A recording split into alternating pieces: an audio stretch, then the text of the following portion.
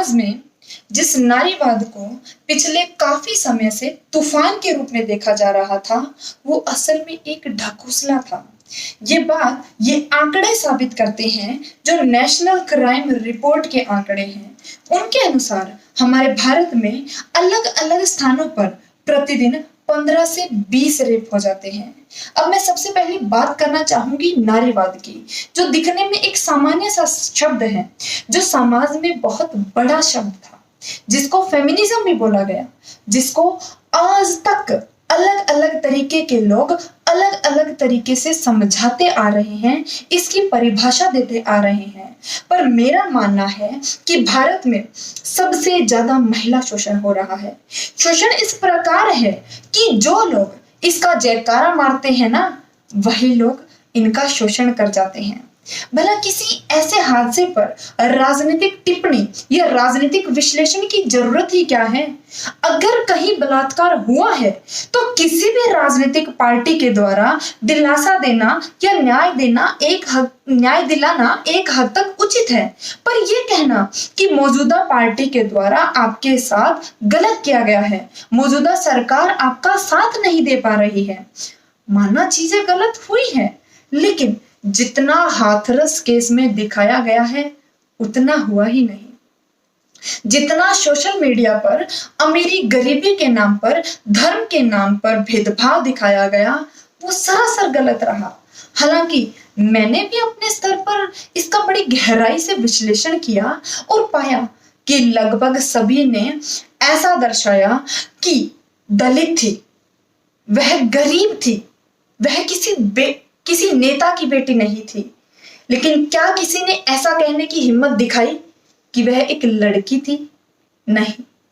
अब अगर इस हाथरस कांड को, जो अब मतलब केवल हत्या कांड है, उसको छोड़कर बात करें तो मद्रास का एक कांड सुनने में आया कि एक महिला प्रवासी को, जो कि वहां काम करने गई थी, उसका सामूहिक बलात्कार हुआ। इस पर मद्रास हाईकोर्ट का बयान यह आता है कि भारत, जो हमारी मातृभूमि है, वह अब बलात्कार भूमि बन चुकी है। यह स्टेटमेंट चीफ जस्टिस की ओर से रही।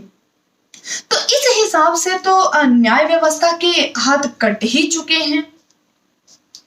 ये हादसा हुआ ही था कि बुलंदशहर में एक बेहद ही दर्दनाक हादसा हो जाता है कि एक 14 साल की बच्ची के साथ उसके पड़ोसी ने, जहां हम पड़ोसियों को परिवार की तरह समझते हैं, और पड़ोसी की उम्र एक महज 18 से 20 साल का लड़का, उसी के द्वारा बच्ची का शोषण किया जाता है।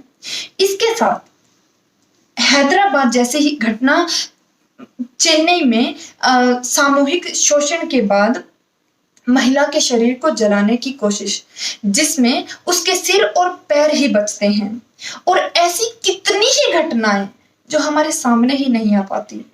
देखिए, राजनीतिक पार्टियां आएंगी जाएंगी, कानून बनेगा बिगड़ेगा, संशोधन भी होगा, लेकिन न्याय की अगर मैं बात करूं तो दामिनी वारदात से बड़ा कोई उदाहरण नहीं हो सकता।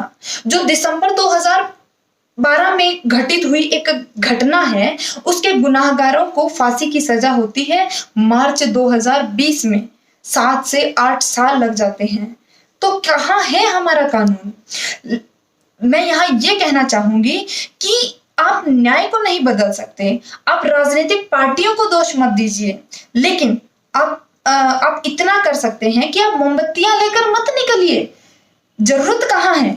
जरूरत यहाँ है कि आप अपने बच्चों को सिखा क्या रहे हैं, उन पर कितना ध्यान दे पा रहे हैं, उनकी संगत पर कितना ध्यान दे रहे हैं।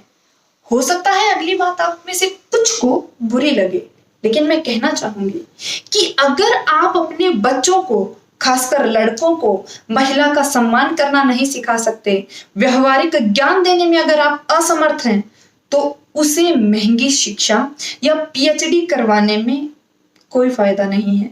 अंत में मैं इतना ही कहना चाहूंगी कि आप अपने बच्चों को यह जरूर सिखाएं कि अकेली लड़की आपके लिए अवसर नहीं है, जिम्मेदारी है। अगर वह किसी समस्या में है तो उस मौके का फायदा ना उठाकर उसकी मदद करें।